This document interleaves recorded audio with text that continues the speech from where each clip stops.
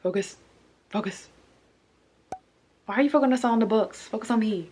Okay, there it goes.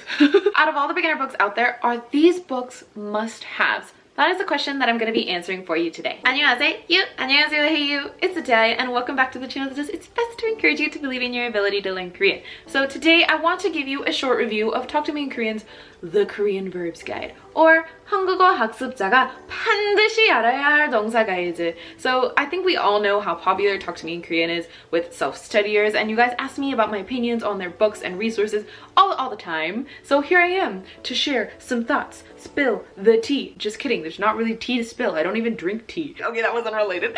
But let's go ahead and jump into the structure of these books, shall we? So each of these books has 50 verbs for a total of 100 verbs that Talk to Me in Korean thinks that you must know as someone learning Korean. So when you first open up this book, you'll notice that there's actually a small section called General Rules for Verb Conjugation in Korean. You must take the time to read this section. I know it's several pages long and you probably just want to skip onto the verbs, get your brain like active and start learning some words, but you're not going to learn anything if you don't know what structures they are conjugating. So it's basically like a little guide within a guide that's telling you the grammar structures that they are going to conjugate for you, what they mean, how they work, kind of like little mini lessons so that you're aware of what you're supposed to be learning, if that makes sense. So please take the time to read that short section, and don't feel bad if you don't completely understand the grammar structure. It's more of like a review, assuming you've already learned the structure before, rather than like we're going to teach you each of these grammar structures from scratch. So once you start actually looking at the verbs, you'll notice that all the conjugations are kind of just listed off in rows, followed by 5 sample sentences and a short quiz. Personally, I don't see these books as books that you work through from beginning to end. It just doesn't make sense to me that you would be memorizing the conjugations to structures that you don't know yet.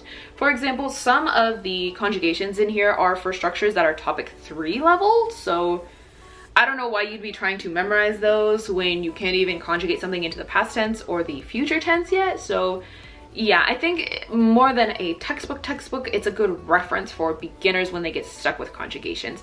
I remember I purchased these back in 2017. I was in my second year of Korean study. I was at an intermediate level and I used these as a reference. So whenever there was an irregular verb that I was unsure about, I would pull these off the shelf to see if it was in there, and I would use like the conjugation that was in here, and I found that very helpful. So because of this, I would actually say if you're interested in these books, skip the physical version.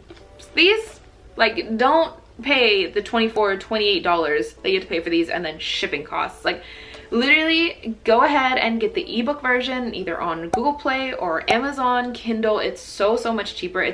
I think it's less than half the price. You don't have to pay shipping and you get it immediately. So when you're referencing stuff, it's so much easier just to say like Control F and find the verb that you were looking for, rather than like carrying these around with you as references every time you go study at a cafe or something. In other words, if I was a beginner right here, right now, today, who was struggling with verb conjugations, I would definitely get these, but I would get them as the ebook version.